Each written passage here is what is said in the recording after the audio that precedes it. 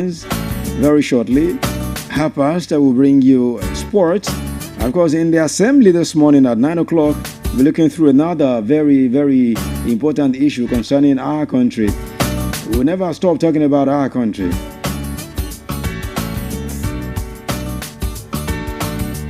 And what we're looking at this morning, we're going to be looking at something that is in almost everyone, but sometimes we behave or we pretend like it's not in ours.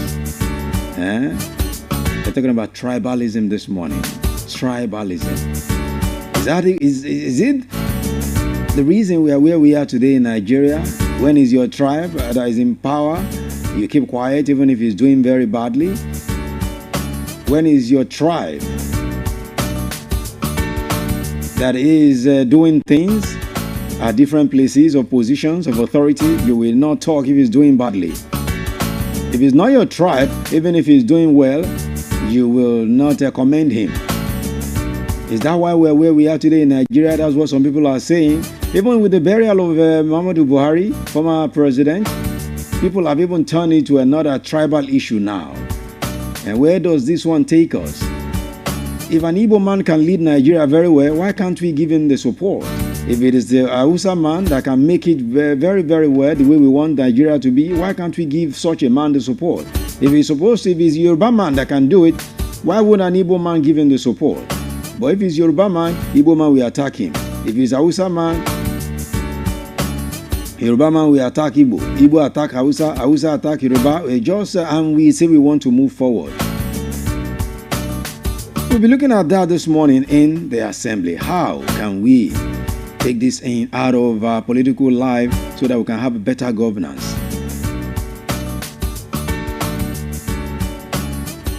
I should be having a guest in the house, all things being equal, because 2 days ago it was World Youth Skill Day, talking about United Nations World Youth Skill Day. We'll be looking at the youths and how skillful are the youth of nowadays, and of course how are we going to embrace AI to make a better living, of course, to make our lives better. We have a whole lot of things to do this morning on this program this beautiful day. Of course, we also celebrate those who are celebrating right here when we get to the Melody Surprise segment. So it's loaded as always. So good morning. It's good to have you join us this morning. Good morning, and good morning.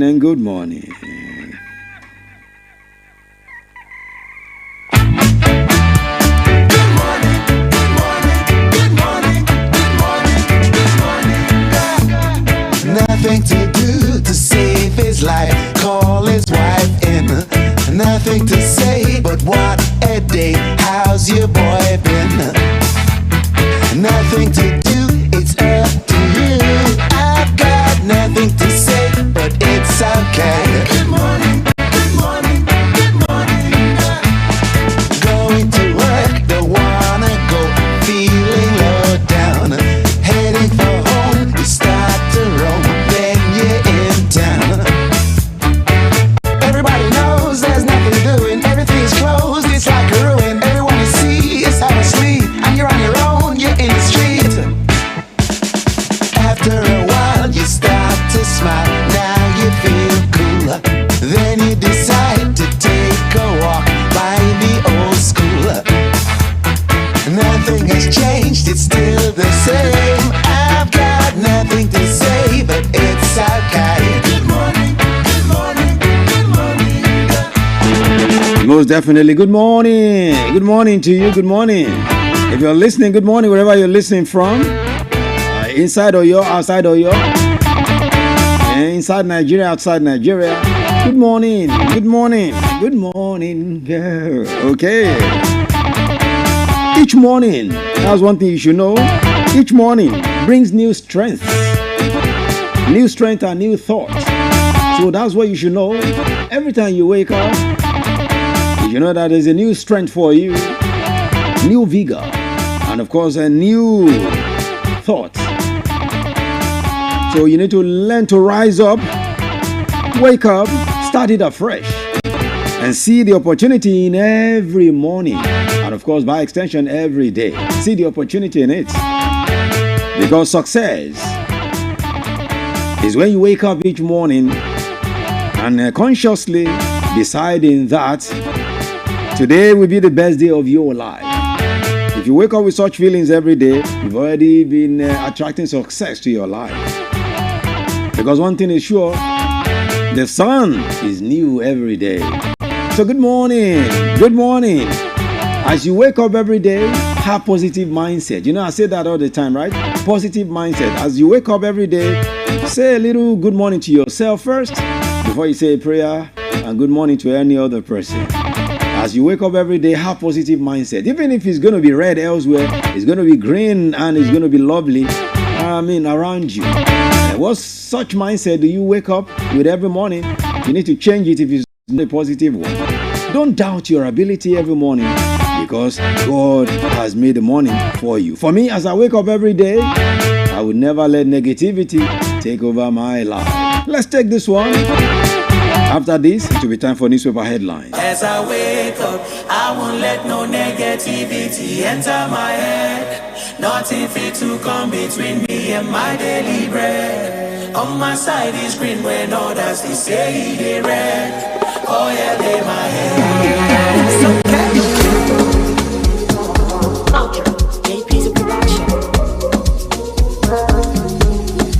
Screw me over, I go bounce back. This is when I'm on soundtrack. Never losing doesn't sound bad. Never pity, only congrats. Never easy, they say my tank is on E. Everything they want, just like it's supposed to be. Oh yeah, they my head, to the sole of my feet.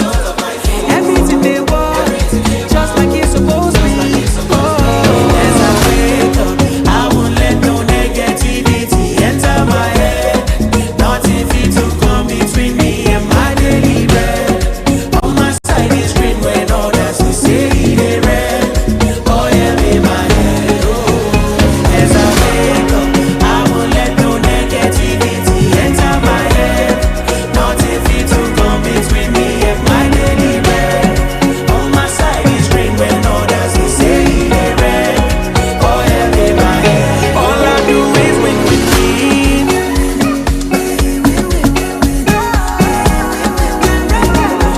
All I do is win with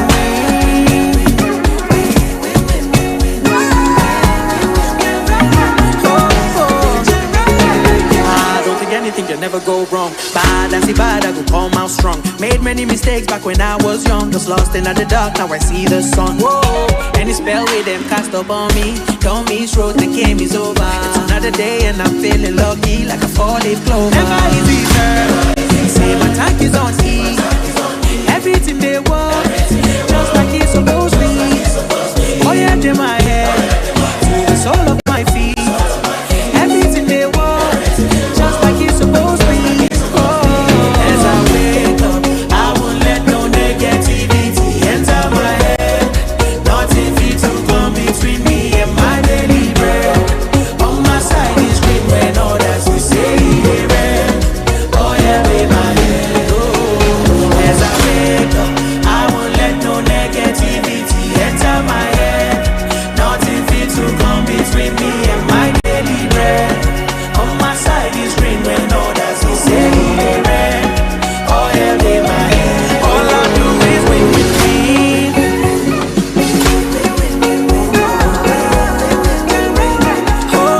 All I do is win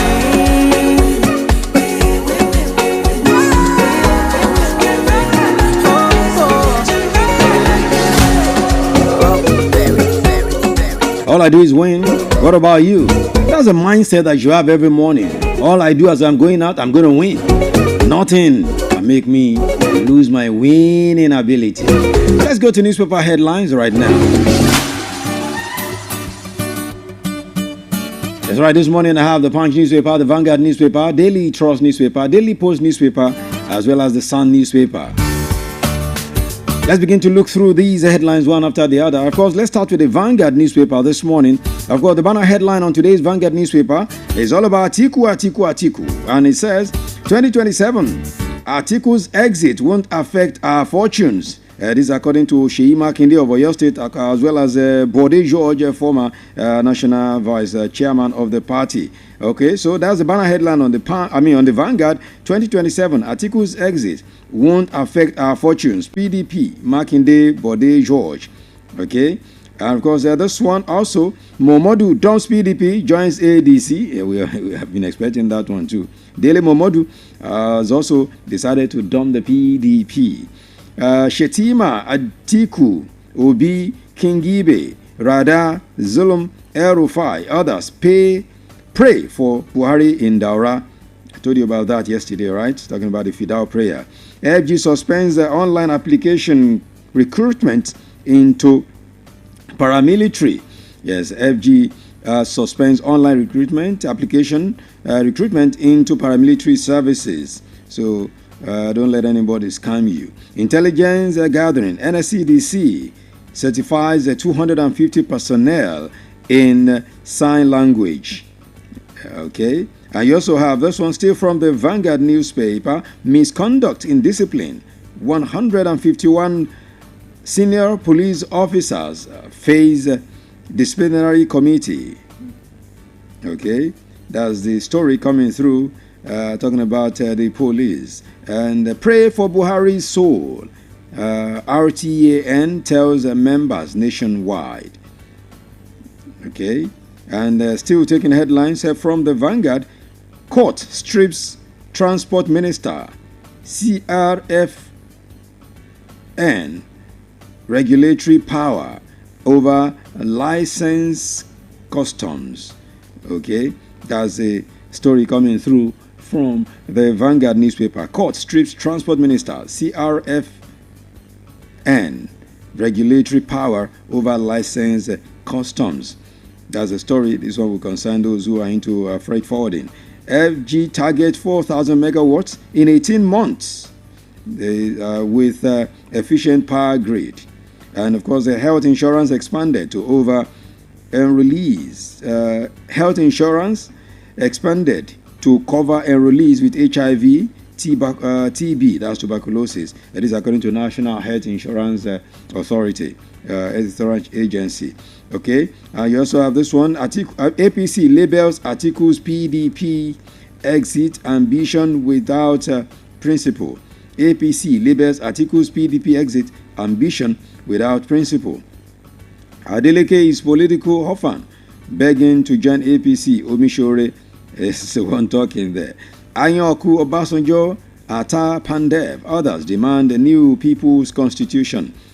Keyamo blast Atiku for politicizing Buhari's death with his PDP exit. Why I didn't attend Buhari's burial, Peter Obi.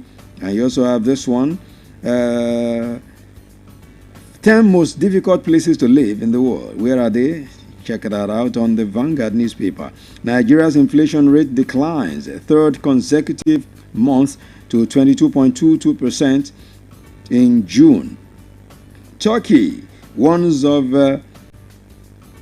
Fethullah terrorist group in Nigeria. Turkey warns of Fethullah terrorist group in Nigeria. So another terrorist group, God have mercy. Even when we are not even we are not done with Boko Haram, ISIS, Lakurawa and the likes. God help us. Lagos seals hotel over residents' uproar. And this one, police neutralizes 6 kidnapped suspects in Delta. Birom youths confirmed killing of 27 in Bandi village. And you have Yelwata talk as challenges mount. Good Samaritan provides free meals for 3,500 IDPs. Government kidnap permanent secretary in Nasarawa. These are the headlines in today's Punch, Vanguard newspaper. And up next is the Punch newspaper. For headlines in today's Punch newspaper, the banner headline on the Punch newspaper says 2027 tensions, Buhari CPC bloc may dump APC. That's the banner headline on the Punch. And below the main plate, you have 2027 Atiku's PDP exit sparks political firestorm. Fayose sweeps as court clears him of 6.9 billion naira fraud. I gave you that story yesterday on Politics of Melody. An insurgency NAF to acquire 49 new fighter jets. Dele Momodu dumps PDP for ADC, cites hijack by anti-democratic forces. Zamfara governor disburses 322 million naira to support 8,225 schoolgirls. And this one on a sad note from Sport ex-Super Eagles coach Monday Sinclair dies at 88. And still from the Punch, one killed as speeding driver rams into Ogu motorcyclist. And Lagos royal family, a protest installation of new monarch. Ebonyi sisters arrested for plotting brothers kidnap. Okay, FG to repair 40 expressway expansion joints after Punch report. And this one, 20 arrested as Kwara launches fresh security operations. All right, more from the Punch. You have deaths, injuries, Disco's first quarter operations. This is according to NERC. Nigeria should be generating 60,000 megawatts of electricity. Dangote. This one, more political stories. 2027, Atiku's PDP exit sparks political firestorm. 2027 tension. Buhari, Adeleke can't join Osun APC through Dapo Abiodun Omishore. And 2027 Nasarawa PDP group rejects consensus candidate. And a bit of sports now. WAFCON coaches back Falcons despite poor display. And Lawaus tells Sadiq to prioritize game time ahead of transfer. These are the headlines on the Punch newspaper for this morning. And I leave the Punch now. I take you straight to the Daily Post newspaper. All right, for headlines on Daily Post for this morning, the banner headline is still talking about Dele Momodu, and it says Dele Momodu resigns from PDP, joins ADC. That's from the Daily Post banner headline. Below the main plate, you have 2027, North doesn't trust Peter Obi. Atiku can't defeat Tinubu. Anthony Sani is the one talking there. And still from the Daily Post, PDP, Minister of Aviation leaked Atiku's resignation letter. Paul Ibe alleges. The question should be, how did Minister of Aviation got to know about the letter? Is he the speaker, the spokesperson for Atiku? There are so many questions we should be asking. Okay, politics, not mathematics, but reality, coalition, not threat. This is according to Omishore. Atiku shouldn't aspire to be president, but father figure. Is according to Baba Ahmed, and is the one talking there. Moving on, still from the Daily Post, the Buhari showed little respect for my grandfather, Shehu Shagari's grandson. And NSCDC CG raises alarm over asymmetric warfare, destruction of national asset. And former Super Eagles coach Monday Sinclair is dead. That's the story coming from Sport. Imo monarch opposes move to impose another throne on his kingdom. Okay. And this one, governor's reluctance to sign death warrant attributed to justice system complexity. Presidency plans a special FEC to honor Buhari, talking about fake meeting. And this one, Osun LG crisis. Adeleke wept for 15 minutes. Osun Education Commissioner. And Atiku's exit from PDP poses no threat. APC. PDP, Minister of Aviation, it says this one, 2027, politics, not mathematics. I told that earlier. Then Adeleke begging to join APC, and according to Omishore, NIPOS gets new spokesperson as Franklin Alao retires. Naira records significant depreciation against the dollar, and again, Nigeria's inflation drops in June. So these are the major headlines on the pages of the Daily Post newspaper. From the Daily Post, I take you now to the Sun newspaper. All right, for headlines in today's Sun newspaper, these are the headlines there, one after the other. I'll take them. This one says FG gets fresh $500 million World Bank loan to finance electricity. Wow, loan. State House PAMSEC honors Buhari's legacy of nation building.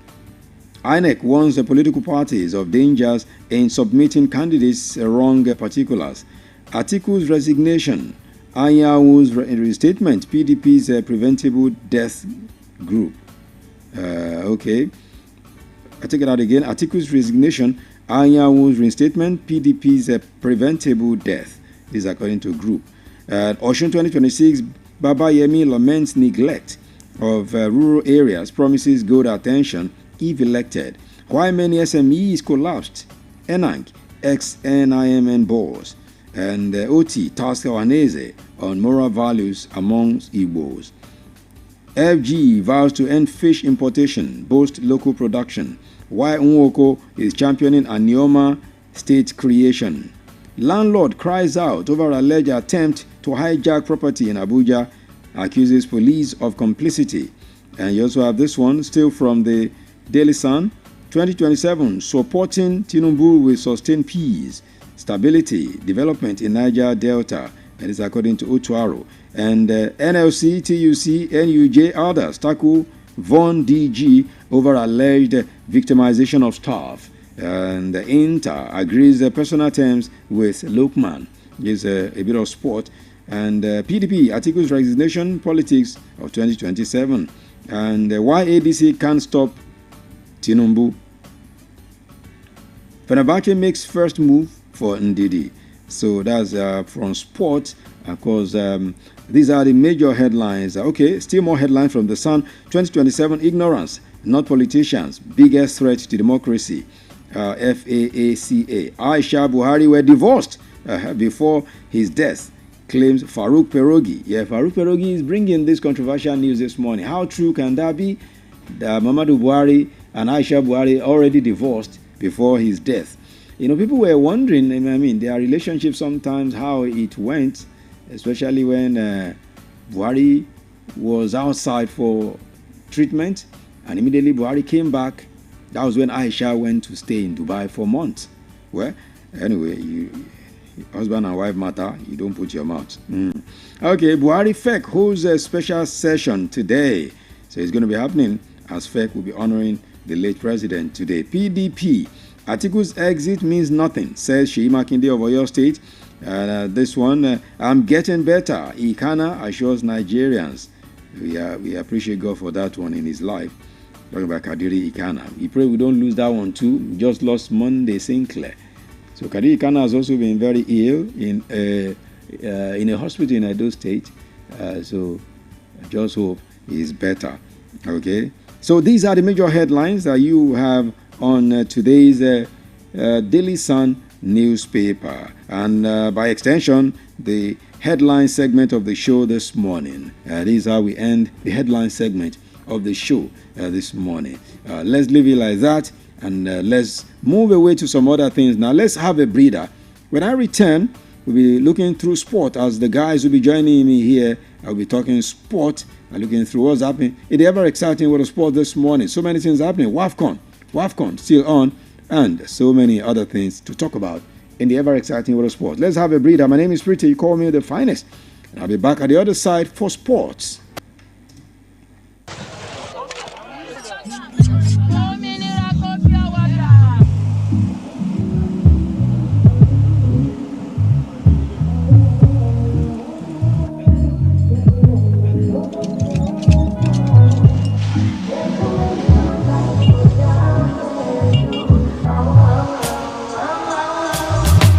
Melody FM 100.7. Melody FM 100.7.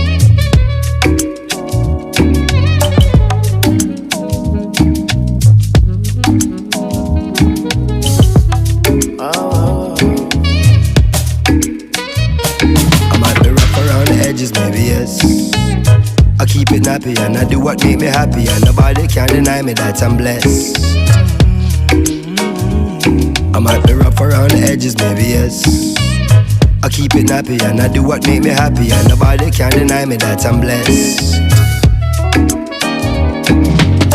self-preservation, self-elevation. These kind of these they deserve celebration. No hesitation, no reservation. Go for the big leagues, no relegation. Let's celebrate life, kick back and take 5, and give thanks to the source that create life. To see a sunset or see a sunrise, and see my son born with these same eyes. To see my son smile bright in every grey sky. He's growing so fast, that's why every day I give it 100, now stop at 90. Praise the Almighty, the Father and 90. I'm feeling blessed, oh. Say tonight me and my guys go down, baby. Oh, oh, oh, oh. Say tonight man, no go stress, oh. Say tonight me and my guys go down, baby. Oh, oh, oh, oh. Yeah, yeah. Surely, make I tell you, say my life is like a movie. And if I tell you all these things I don't see truly, say my eyes don't see before my life come be. Say many try to fool me, but I dey pray for my enemies and truly. And I dey pray for my kids, that's my blessings. Pray for the friends I lost, I pray you never see no loss. Yeah, that's one pressure, feet on to pressure. I don't see where pressure make man record. Yeah, so make you live your life with judge and no regret them. When man pressure, now God it, man no get control. My brother make you know, life where I dey live, say I dey live, I'm on the low. Hustle every day and we live just to take control. Never by the money, man, I'm staying in my zone. Yeah, say tonight, man, feeling blessed, oh. Say tonight, me and my guys go down, baby. Whoa, whoa, whoa, whoa. Say tonight, man, no go stress, oh. Say tonight, me and my guys go down, baby. Oh, oh, oh, oh. See, I don't wanna talk about the things that go really, really make me down tonight. Say I don't wanna talk about the things we go make me frown tonight. Say I just wanna hold on to my corner with my lady, bitch, she cool me down. Say I just wanna hold on to my corner with my lady, bitch, she cool me down. I might be rough around the edges, baby, yes. I keep it nappy and I do what make me happy, and nobody can deny me that I'm blessed. I might be rough around the edges, baby, yes. I keep it nappy and I do what make me happy, and nobody can deny me that I'm blessed. Say tonight I'm feeling blessed, oh. Say tonight me and my guys go down, baby. Oh, oh, oh, oh, oh. Say tonight man, no go stress, oh. Say tonight me and my guys go down, baby. Ọmọ jẹ́ ká gbé bọ́dì, tó bá ti dárọ́ jẹ́ ká ṣe bọ́dì. Ọmọ rẹ̀ mo máa ṣe nọ́mà, tó bá ti ṣe nọ́mà máa gbé nọ́mà. 17 FM. I love the station. Melody 100.7.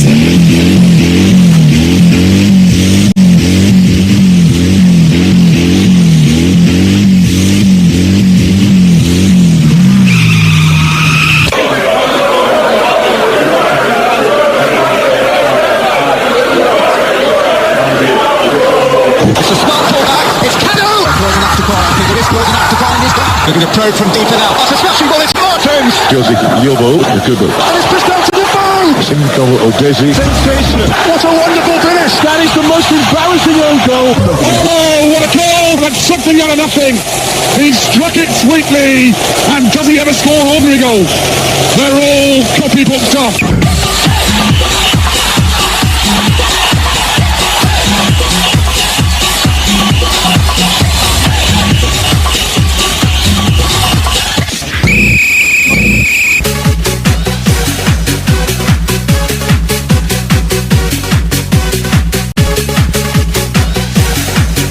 Right, good morning and welcome. It's 4 o'clock right now.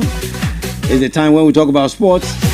Of course, so many things happening in the ever exciting world of sports. When Daniel Adeyemi, the sports here, is hit me this morning. I will be seeing some things again this morning. What are you seeing? Good morning. Good morning. It's a beautiful morning. It's always a nice time to talk sports. Most definitely. There's not much to see, we know. Most of the major activities is down, but we've got the WAFCON going on. And of course, some of the other transfer stories and all of that. So, yeah, let's go into the world of sports. Well, let's go into the world of sport. Of course, one story that never seems to leave us every morning, every day, every evening, every afternoon is Victor James Osimhen, because every day we wake up, we see different story, because we understand somehow they are finding a way to make sure there's an agreement between Napoli and Galatasaray regarding the transfer of Victor Osimhen. But we talked about it last night, that Galatasaray, they are getting fed up with the antics Napoli they are playing right now. Of course, another story is that they could reach agreement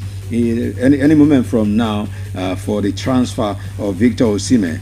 But one thing that is still there is that it seems Napoli are the ones that are very, very stubborn now. They don't want to, because Galatasaray has told them, okay, this is what you want to pay.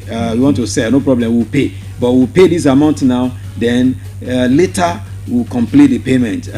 We'll spread it. But they don't want it to happen that way, and they are also putting out a sell-on clause again into the agreement. You know, it happens in business like that. Normally, when you don't want to sell to a customer, you make it difficult for them, even if you know that the money is good. You just bring different kind of excuses. They're willing to pay the 75 million euros. The payment terms, we all know, no one carries around all the cash again and wants to pay you up front. Everybody wants to, get around other deals because of the financial fair play rules and all of that.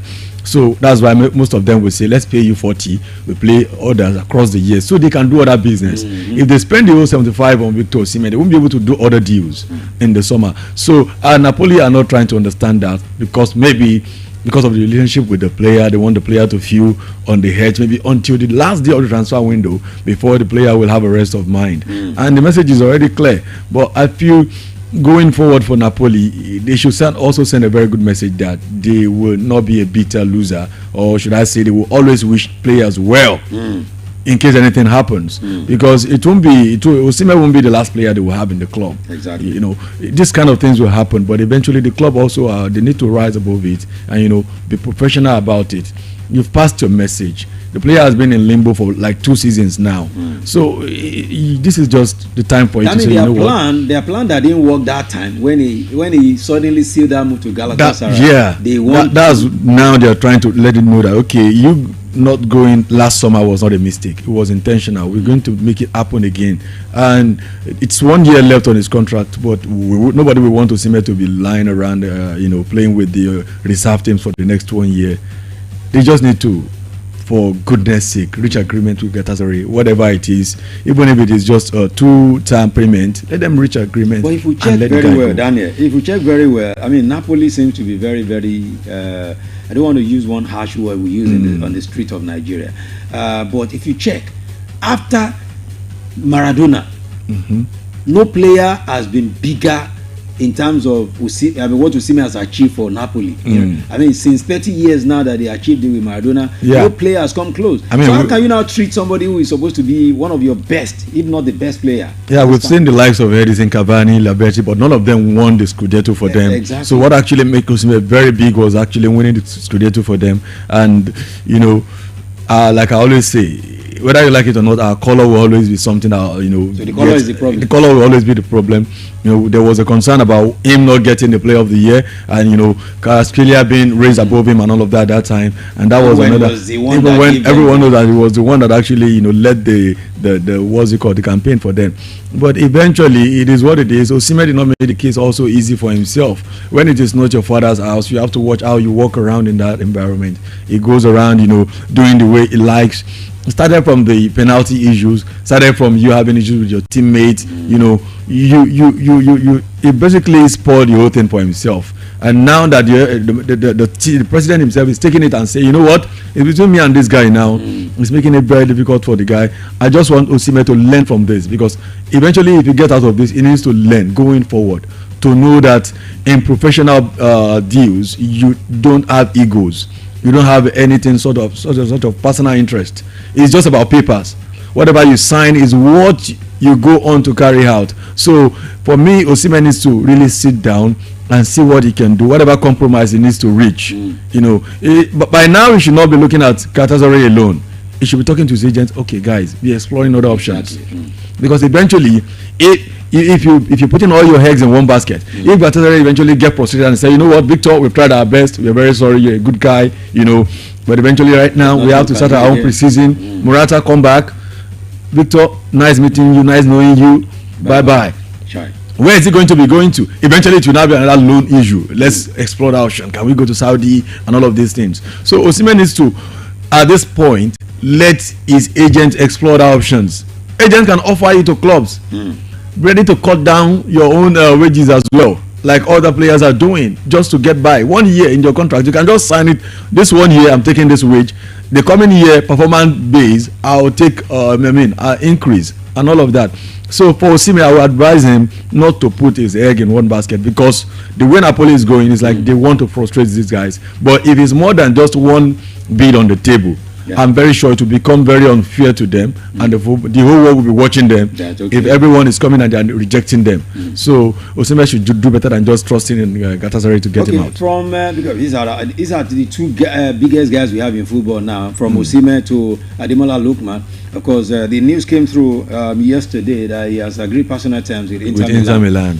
So I asked last night before we left the cruise if Inter Milan was better after Atalanta. Yeah, I mean, for me, Inter Milan better right now because they were close to Scudetto last year. This kind of color of shirt. Yeah, from Leicester City to Atlanta to Inter Milan now. I think it's going to be very good for him there. I think Inter Milan is a little bit more friendly to people of my color. We've had Bafemi Martins, Balotelli, and all of the likes. Montari played in Inter Milan, and they all had a very good time there. I think Inter Milan will be very good for him, and he knows the area very well. He's been in Italy for a while now, and he's a very cool-headed guy. Like he's very mature. He knows how to handle his stuff, despite what he experienced with Atlanta last season. He didn't let it get into his head and all of that. So if Inter Milan are if they are treating him, if they promise him that he's going to be getting, but there's actually no serious competition in Inter Milan right now. Most of the guys are old already.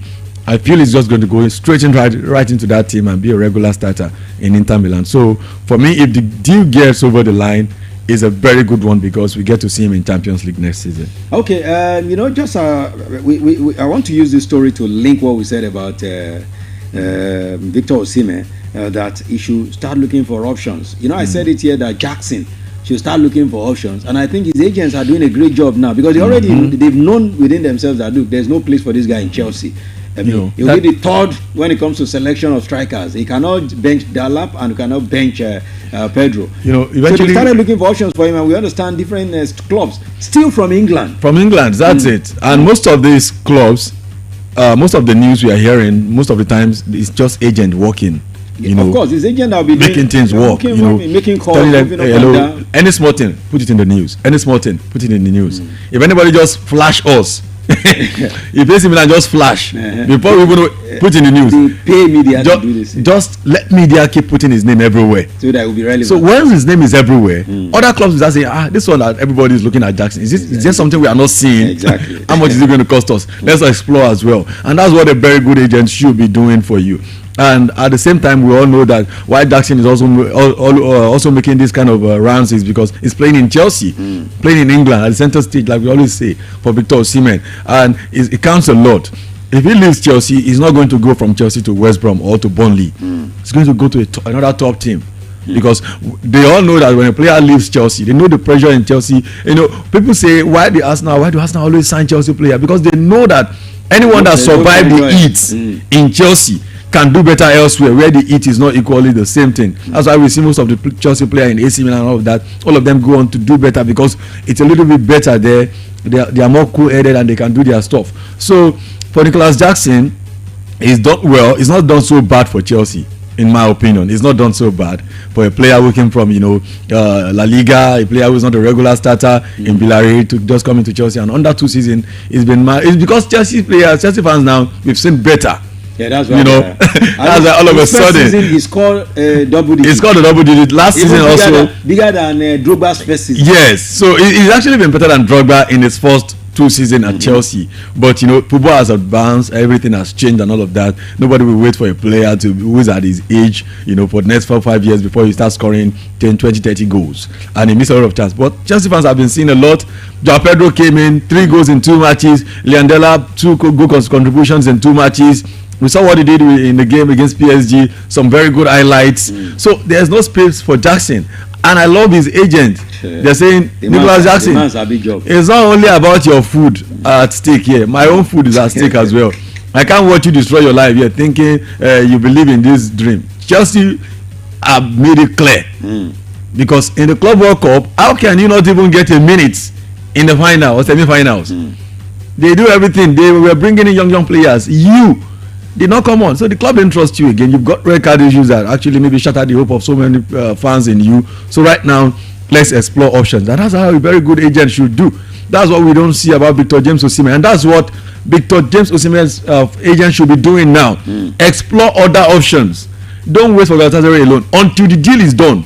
Keep talking. We saw it in the transfer saga of Romeo Lavia to Chelsea and Liverpool that time. Yeah. He said he told Liverpool, I've already have an agreement with Chelsea. But however, if Chelsea can come back with the money, I will come back to you guys. That's how to do things. You don't just say outrightly, this is it. No. So for Victor James Osimhen, he needs to handle his case more professionally. And if he gets out of this, he needs to learn NBC. Because Turkey is even going to be more tougher. Definitely. She don't go to Turkey this, in the proper season now. If he fails to deliver, because now he has delivered very well, they're expecting even better next season from him. If they get into Champions League now and if something happens, because he was doing well in Napoli. Osimhen should learn very well. Yeah, he was doing well in Napoli very well before everything went south. He did well in Galatasaray. Now he should not be thinking that they will be remembering the past. In football, we don't remember your past. You are good as your last result. You are good as your last result. So if tomorrow you are bad, we are going to call you out on that performance. So you should not be expecting that Turkey is going to treat him well. Turkey they've treated you well. They've done your drone, everything for you. The new season, once you sign your contract, you have Victor James Osimhen. First game, second game, third game, you are not scoring.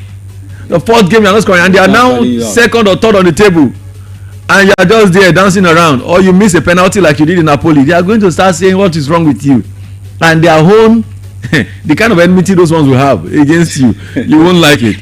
So yeah, I hope he knows what he's getting himself into. Okay, yes, we pray for him to make a very favorable decision. Okay, let's move away from that. Let's quickly talk about women football now and the WAFCON. Tomorrow the quarter-final stages will start. Nigeria plays Zambia, and South Africa's former captain, I'm trying to remember her name again. Yes, Simfiwe Dulu, the former South African Bayana captain, says, you see these Super Falcons I'm looking at, they're not near, they're not rich, they cannot, Mission X is impossible for them. I've seen them very well, they are not playing anything at this tournament. I mean, seriously, she's saying something from what she has seen, from what we've all seen. We know that there's actually nothing breathtaking from what I've seen so far. She's saying it because we are enemies. Definitely. There's a bit of that in it as well. She's saying it because she's seen that Super Falcons are not really bringing anything to the party. And the truth is, actually, in all honesty, Super Falcons I've not seen the fire in their eyes. Maybe because it's still group stage. Maybe because it's always about 2 points. Maybe we'll see the fire tomorrow. And tomorrow is going to be a very good test. But so far, I've not seen a fire that can make me call them a very favorite to be clinching this WAFCON. But eventually, whatever former Bayana captain is saying it to to get one over the team, and to get on his own side. But eventually, it's not about the press. It's not about what you say in the news. It's about what you say in 90 minutes on the field. So I believe in the girls. Not like I don't trust them. I believe in them, but I just prefer that they do the job more seriously than they have fun, in my opinion. Okay, because in the same vein, Zambia, we are playing them tomorrow, and their goalkeeper, their captain, of course, a few of their players have also said, these Super Falcons we've seen at this tournament cannot hurt us. So I just hope all this bragging will not be something that will now be saying, because it will be sad for they Super can Falcons actually brag. Zambia can brag. It will be sad for Super Falcons to come home early. It will be sad eventually, and it will also be a message. It will also be a message. It will make them to restructure and do whatever needs to be done on time. Because right now, look at the head-to-head. Nigeria, Zambia is just equal. The same number of wins, and of course, draws is the only thing in the middle. So the game tomorrow is going to be a very interesting one. Maybe a one that will actually tip one, whereby Imagines tomorrow will be tipped as favorite to invite for WAFCON. So it's going to be a very interesting one tomorrow. And from tomorrow we start seeing WAFCON in its best picture. Okay, let's leave that. Let's quickly talk boxing now. Let's talk boxing. Something happened yesterday in Lagos because there was a boxing clinic that happened in Lagos. I'm talking about the one hosted by the Bamora Group and Ife Ajagba. Yes, they had a boxing master class yesterday in Lagos, bringing together industry experts and Nigeria's heavyweight Star Ajagba to educate young boxers on the business aspect of the sport. The business aspect, not even the technical aspect, Definitely. the business aspect. So it ended at the Mobile Convention Center, Sheraton Hotels, Ikeja, and featured a panel of boxing stakeholders who shared insight on how to build sustainable careers in professional boxing. Now, I'm talking about this because in Ibadan, I move around. Each time I drive around, I see some guys doing sparring. You know, you go to Olonda, there's a school called Enoido. Every Sunday evening, morning, you see them doing sparring there. Young girls, young boys. You go to OJ, you go to, in fact, even all these boys who are doing older, using boxing to threaten their drivers. Why can't they just take these guys off the street and put them in one place and develop? That's how Mike Tyson was discovered. Yeah, I mean, everyone comes from the street eventually, and it's just the system in the nation that is actually not favoring us. And we won't always blame the government for it. We all have people who throw money around into business and here and there. And we always said sport is one business that you can't call entertainment anymore. A multi-billion business out there. But people are not looking into it. And thank God for clinics like that. I mean, it's going to expose them to knowing exactly where to put their energy. It's not just going to the street. Boxing, especially. I mean, a lot of them will get a lifetime injury just playing around on the street. A lot of them will get themselves into trouble that will land them in prison, you know, just playing around recklessly in the street. So, but this kind of clinic will help them to know where to put their energy, and hopefully from this kind of clinics they can connect them. You know, there will be a kind of, connect that will let them know exactly where are the right places, right joints, and all of that to go. So, and also calling on the people in our society that, God has blessed in a way or the other financially to also look into sports as a major investment. I mean, if we have 2 or 3 of that in Ibadan, where people can go to, and there are amazing, facilities where these guys can be trained, and young ladies can be trained. Maybe spend their weekends after school, go there to spend your weekends, explore which sport interests you. Eventually, we will do better as a nation, going further, and we will put to better use some of the talents we see on the street. Okay, all right. That's we hope. The talent we see on the street, they will become something at the end of the day. All right, let's quickly talk about Euro women now. It's been going on. Of course, Sweden captain, talking about Kosovac Astian, says they don't fear England as the teams prepare to meet in the Euro 2025 quarterfinals tonight. Yeah, the game is going down. Defending champions England are ranked 5th in the world. Of course, just one place above Sweden. So it's between 6th and 5th in the world right about now. And one of the girls that has been doing well for England happens to be Lauren James. Yes, Reece James. Between them now, between them, they have 5 trophies. James, the James brother and sister, 5 trophies. That it runs in the family. I just wonder what the family will be looking like when you see these two children. God has given family. The father, the mother, always a proud one for them to go from watching the Club World Cup, coming back to also watch Euros. I can imagine how their traveling schedules must be right now. So James Osimhen, I said, James from playing at the Club World Cup, going to meet his sister at the Euros.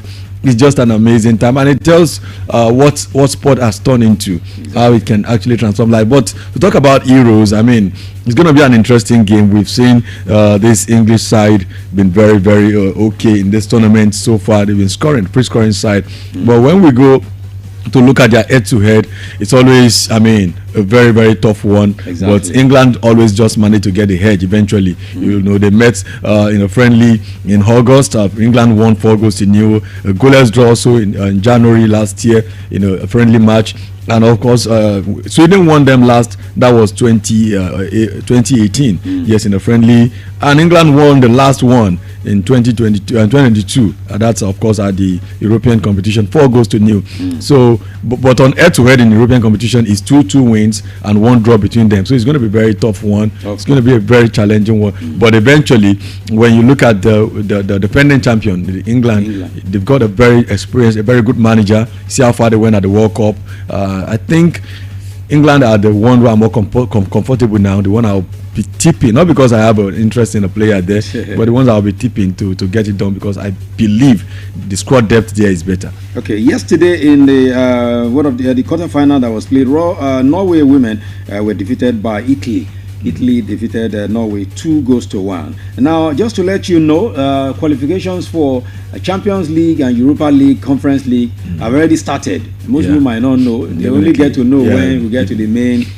So the qualifications have started. You can follow if you want to follow, but you know some of these funny club sides, so you don't have all the time to be taking them. Plenty of them fighting for the qualification. So today, Sweden and England will be playing. That game is at 8 p.m. Nigerian time. Okay, before we begin to roll out a little by little this morning, Rory McIlroy is going to play at Fleetwood, the Open free times. Rory McIlroy in golf has a bit of golf. On Saturday we always have time for all these other sports. When we come through on Saturday, we talk about that. But quickly now, Rashford. Yes, there's a new twist now because you understand Jose Mourinho is asking for Rashford to come to his club. I mean, Jose Mourinho has a thing for always wanting to house players who have issues. And somehow they have issues, he wants to help them out. He wants to help them out. I mean, because it's all what happened with Duran from Al Nassr. And just yesterday, the same Jose Mourinho is already calling him out. I mean, that's a very sad one. Saying at the press conference that the player is indisciplined, that he's arrived at the club and he's yet to come to the training. So, and he's saying he wants Rashford. I mean, Baba is getting older, and I think what he needs in Italy is some of these bad boys who can help him, in Turkey rather. Some of these bad boys who can help him, do the dirty job over there for him. But eventually, Marco Rashford, I don't think he'll be considering a move to Turkey. He wants to stay in Europe. He feels like he wants to prove a point. And if he wants to go to the World Cup, I don't think Turkey is the idea for him. Because anyone who's taking his World Cup, it's because Osimhen is playing for Nigeria. If you were to be playing for Spain or Italy or England, you won't be considering a move to Turkey.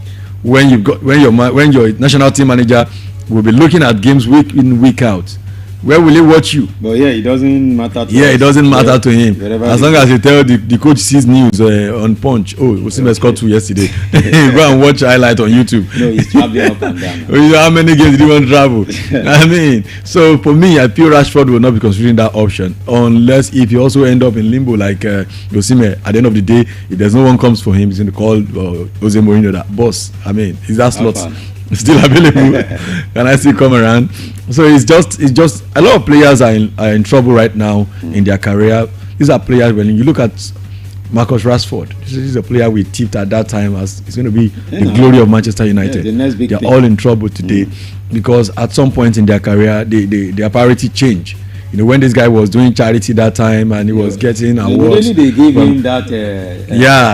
That's award when he was knighted and all of that. He all got into his head. He misplaced his priority and everything went south for them. So we've seen Jesse Lingard, Jadon Sancho, all these guys, and now we are talking about our own Victor Osimhen as well. He's also having a similar trouble. Priority just has to stay straight for footballer. When you're a footballer, your priority has to remain stay fit, hit well, stay healthy, avoid injuries. Last note, Alejandro Garnacho says he doesn't want to go anywhere if it is not EPL. In EPL, yeah. I mean, he doesn't want to leave England. I think I prefer players like that. Players who actually wants to focus on the where the thing is happening. I mean, there is no league in the world, except we want to be deceiving ourselves. The best league in the world is the EPL. So if a player is leaving EPL, he's definitely going down a bit. And this guys feel like he can still do better, and he's a fine player. We know Garnacho. He scored the best goal in the EPL 2 seasons ago against Everton, and all of a sudden Man United are saying there's no room for him again because of one thing that happened at the Europa League final incidents and all of that. But for me, I think Garnacho will always attract interest in the EPL. Does that at the moment people are careful with where they put their money. And if you look at the position he's playing, a lot of teams have players in that position. Yeah. Talk about Chelsea. That's why I laugh each time I always see Chelsea want to sell. Yeah, Chelsea has enough in that place. I believe they are just using that to sell him. Chelsea cannot sign him. Chelsea cannot sign him. If Chelsea sign him, probably if he's cheap. Because Chelsea will want to sign a player that is cheap now. Maybe in the next 2 seasons, sell him for a profit.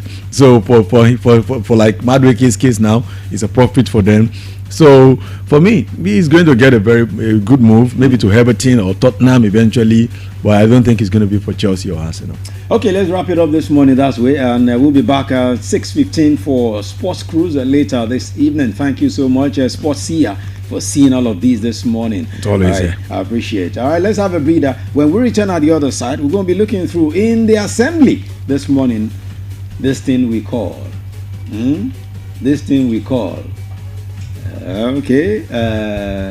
So many things. We'll be back. Let's just let's go and have this breather. We'll be back at the other side. All right.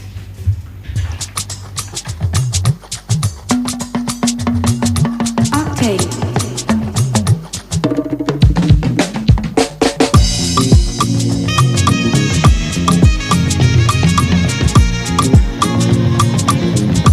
Okay, let's deal with it. Looking soon be daddy or see.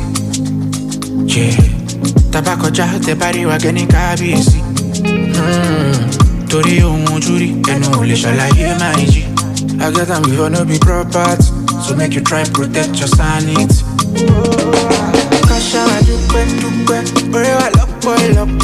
Back then when I no get proper, I show it. Now I'm blessed and gifted. Say they know if you reach my defense. They go celebrate, it's a new day. More them up look, I'm my love. Suru lere yo.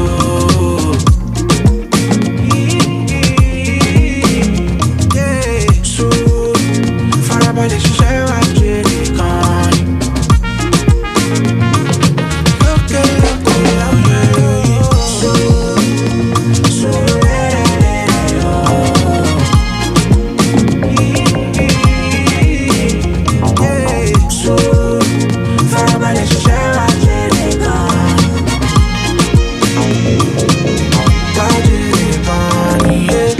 I don't clear, I don't gas you.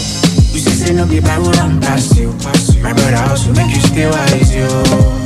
Make you stay wise, yo. Life not turn by turn, it go reach your turn, you. Look up to God, my Lord, give up you. That be the reason I did focus, you. Focus, started from the bottom, now we heading to the top. I go do my thing my way, I cook, I no give a fuck. Only money for my money, right here, Joe.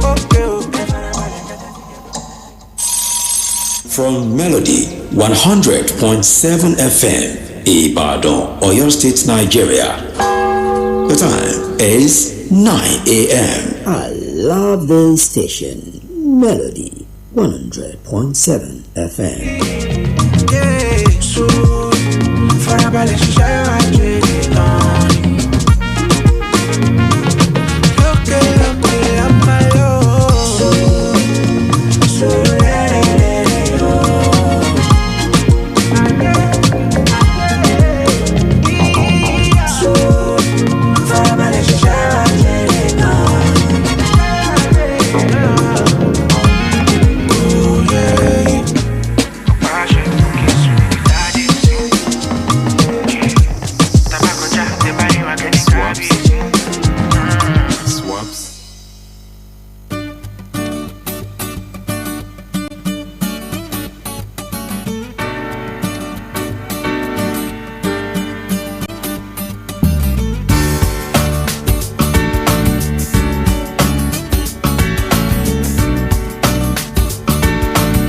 Okay, yes, as I said earlier, we're in the assembly right now, People's Assembly segment of the show, and I told you People's Assembly will be taking a different shape this morning because we're looking through World Youth Skills Day that was celebrated just 3 days ago, and that was July 15.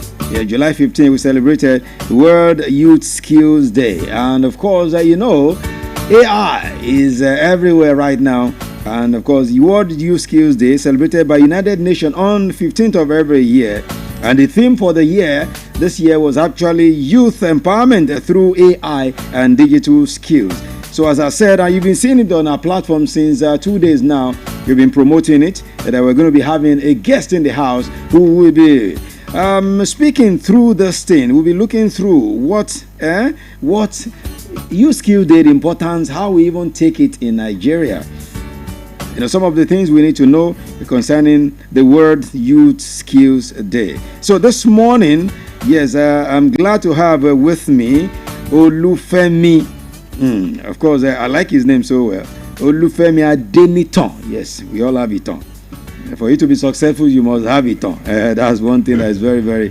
so Olufemi Adeniton, of course, is a lawyer, a political scientist, development consultant, and international relations expert with a very big and deep commitment to humanitarian work and sustainable development. Femi, it's good to have you. Good morning. I think okay, nice having you this morning. Yeah, man, lovely to have you. Thank you for coming through. First of all, this is Melody FM. Yes, this station is wonderful. Yeah, every week feels really cool. Right? Yeah, thank you. It looks like I'm in Canada now.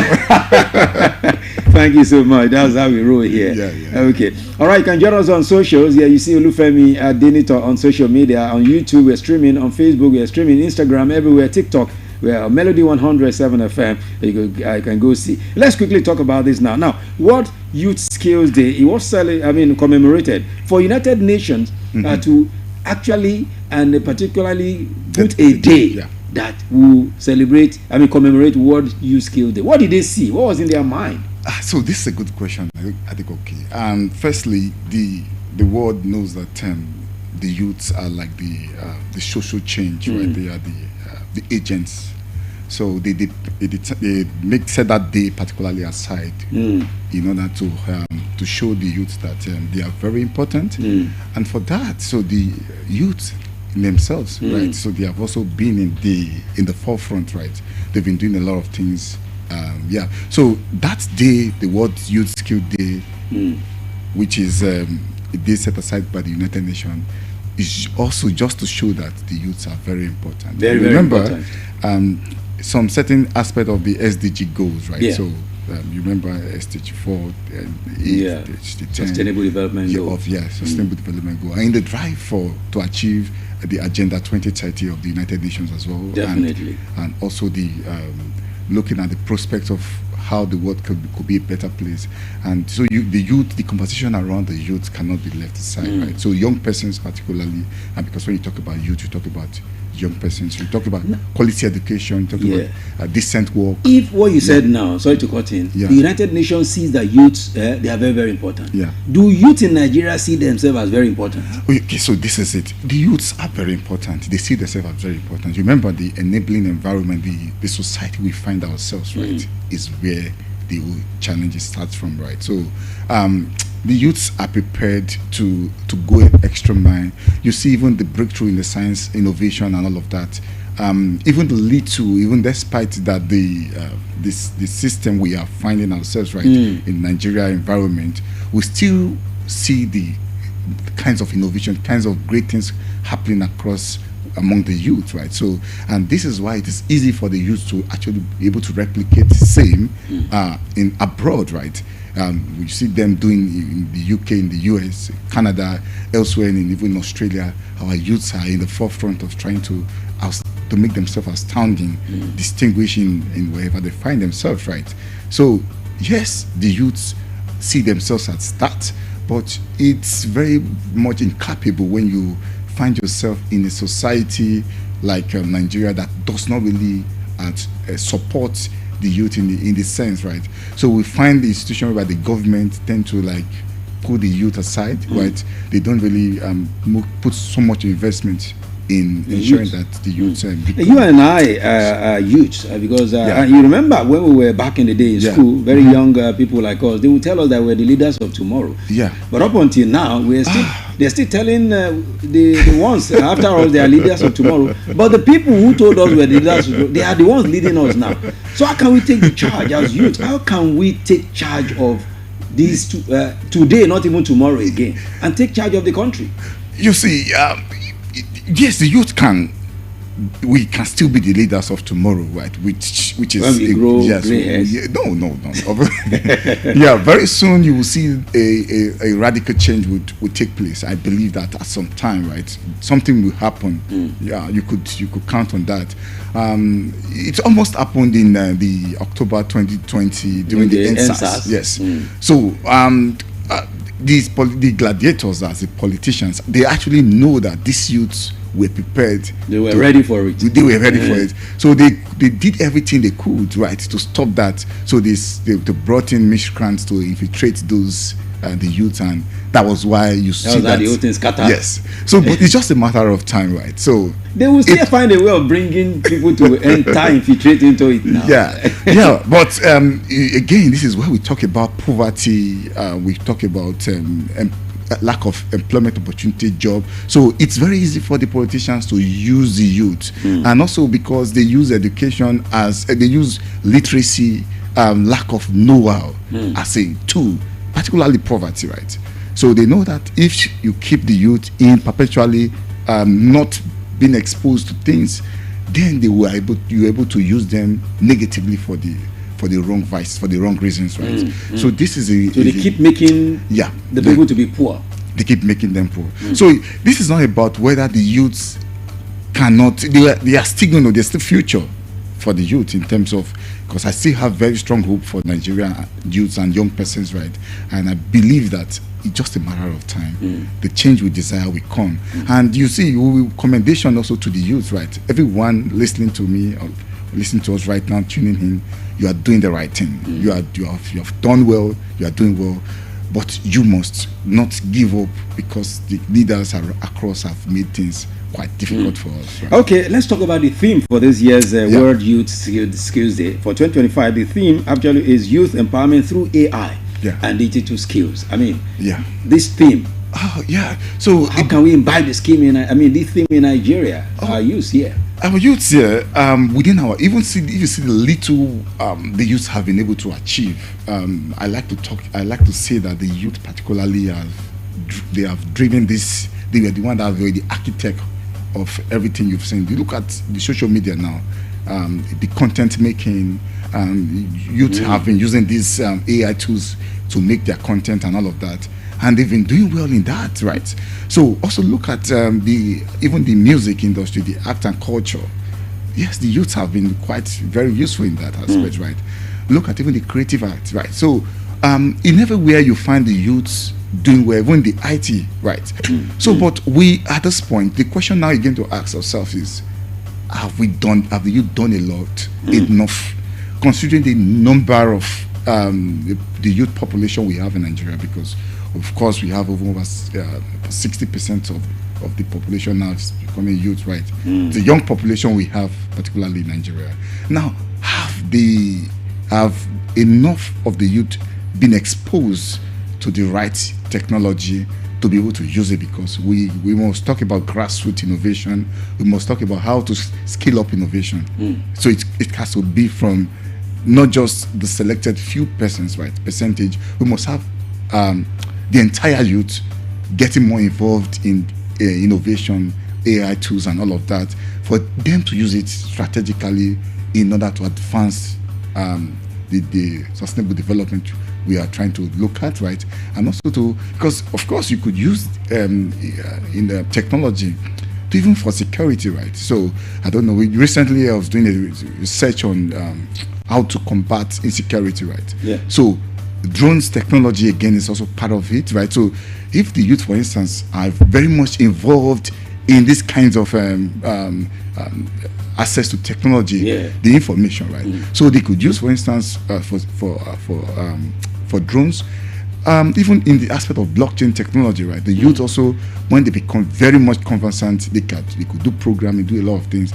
You see, the government is underestimating the potential of what the youth can do if you make it accessible to them. The knowledge is where the gap is. So that's why you see lack of investment in this aspect, because would I say strategic move, right? For the states, it's like a state capture. Yeah. Some few set of cabals, right? Capture the state, and they've left the youths out of the conversation around development. So everything borders around politics now. Everybody's talking about 2027. Yeah. The politicians are not ready. They Even don't when we're in want- 2025. They don't. Yes. So look at poverty everywhere, right? So look at on the streets of Lagos, Ibadan, everywhere, nothing, right? So it's easy for you to hand out something to the youth and maybe 1,000, 5,000, 10,000, or give them palliatives, and they're happy. Whereas the main thing you should be looking at is how to empower this set of minds, right? So they become, instead of other than talking about poverty alleviation, Yeah. we should be talking about poverty reduction.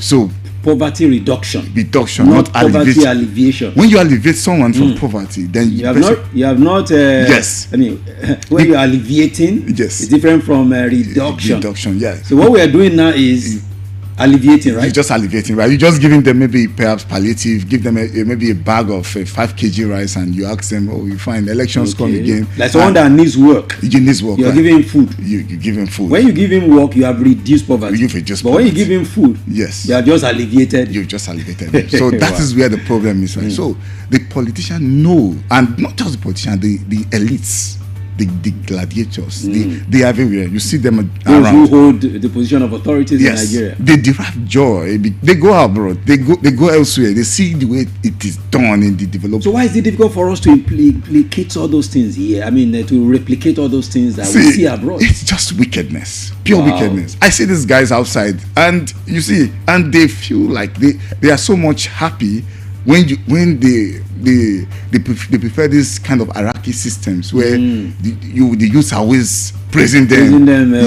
Throw two hands up Yes, for them. of course, no one does that. You can't find a youth In the greeting in anybody. UK now, in in America. Canada, US. You can't find Throwing hands such in up, Canada. Yeah. hitting leg on the ground. Baba. They won't do that because what you are even giving them is less than a peanut, right? So no one cares. No one. Even sometimes you see even the president or the prime minister of the Netherlands on the street riding on bicycle. bike, yeah. Nobody cares, right? So, but why is it And that he's riding the bike, they are not even looking at him. they're not Just- even looking at him, right? Because now they know that the only way to do this is to put them in that kind of their condition, right? So, and you say, this is a big man. So it's not a big man. So no one is big. We are all supposed to be equal. Yeah. But why?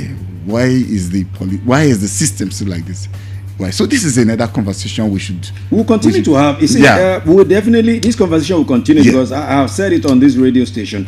Because ahead of the election, Yes. there are conversations we should continue to hold, Yeah. have conversations so that the youth will be highly empowered to be agent of change. Yes, we can. be. And so, because one of the things that can make a nation to be great is when youths are actually the agent of change. Yeah. So how can we make the youth to be agent of change? With all you just said now that if the elite are not ready to allow them, Yeah. then how can youth be the agent of change that we desire and we want to have in Nigeria? So it's a very simple thing. Yeah. So I remember I keep making reference on this book of Achebe, which is The Trouble with Nigeria. It's basically on leadership, right? The leadership problem is the gap that we suffer. And once we get this right, it will be like a systems that will change from the top to the bottom, right? So those the guys in Abuja, right? They are the ones, right? They are the ones holding these nations up, and also the leaders across all the structures, right? They know what to do, right? So, and for you to take this change, aside from the attitudinal change we're going to talk about, Okay. is about changing those in authority, those who we voted across. Yes, so the next coming election, they must be aware. So there must be an early sensitization, right? So everyone is not about those who have continued to keep the country in the same way it has been all this while. We have to make sure we get them out, right? We get them out. We get them out. How can we get them out? Your vote and my vote. We do that, right? So we will get them out of Okay. the system, and we will put minds who are youth consciously oriented persons, right? So that's one. So the another thing again that I'm going to talk about again is about the attitudinal change. Our attitude, right? Yes. We as youths, we must not be divided in the voice. in terms of how we could push for collective or inclusive development or inclusive youth mobilization development, right? So because if we allow ourselves to be used again by the politicians again, or the leaders, or those conflict entrepreneurs. Remember, we are still going to talk about how they use the youth to destabilize or to use them as how do I call it, miscreants? Yes, and agent of destruction. Agent of destruction. That's in that conversation again, right? So there must be this kind of a conscious effort from people like you as a stakeholder, right? You have a stake in ensuring that you continue to ring these things, this message to the youth.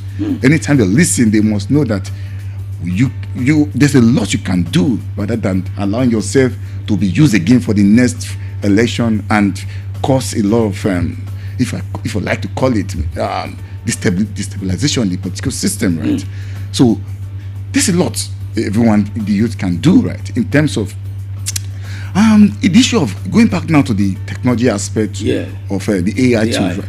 So skills acquisition, right? So the youth must understand what other things they could do in terms of getting the right knowledge, right? The right skills to make the right impact.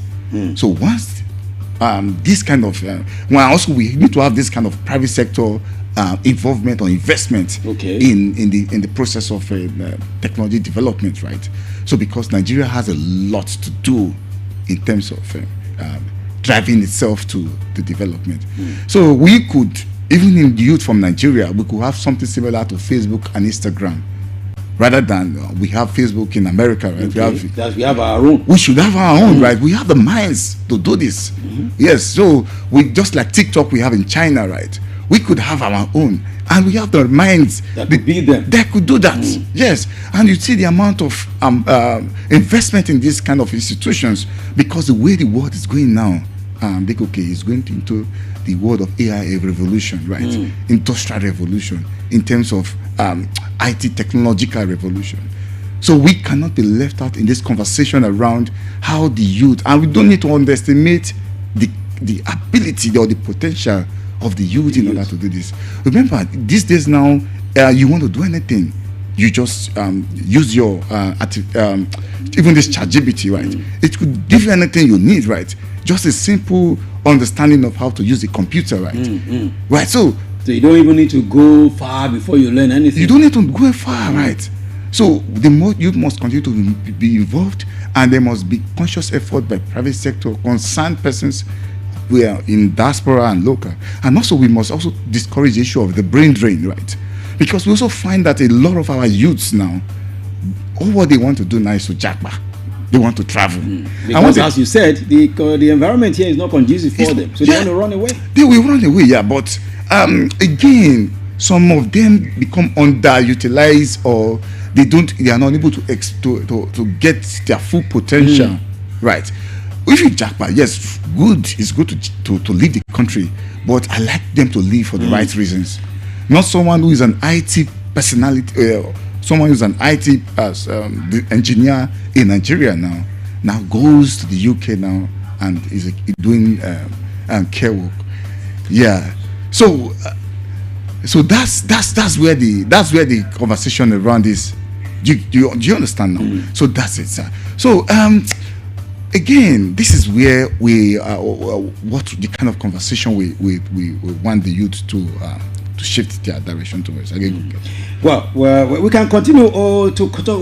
We keep talking about these things, but as we are going, we're talking about this. You can also, I know you want to ask Olufemi something.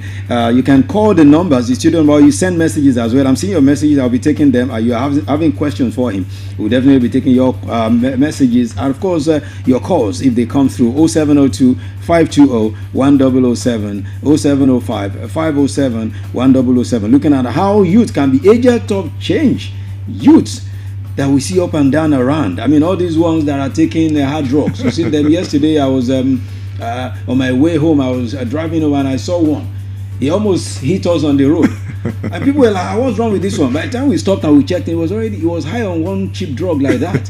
How can such a youth be agent of change? For God's sake? So it's not too late, right? So anyone involved in that, or who is listening to me, or have a child or someone who is involved in that, it's not too late, right? So again, it's the kind of environment they find themselves, right? So sometimes when they say the idle hand is the devil's workshop, right? So when maybe they have not been used for the right reason, then they make themselves used for the wrong reasons.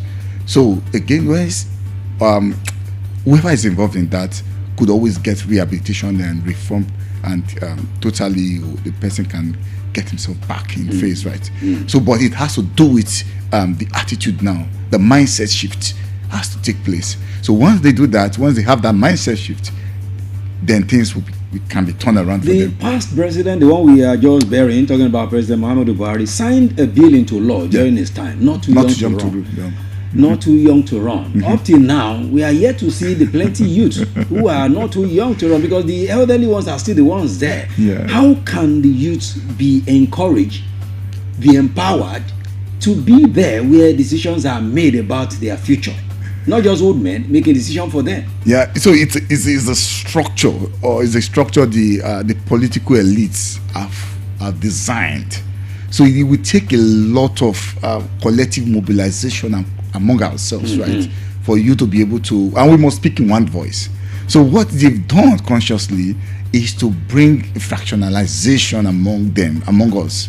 So once you fractionalize a group, then they are not speaking in one voice. They're not speaking in unison, in one voice, right? So, and for that, it makes me scared more and becomes more scared. Like when the bill was passed, right, into law, and yes, I was happy. Like, but the structure knows how it could also do it like a shuffle. We'll sign it. We'll not make it.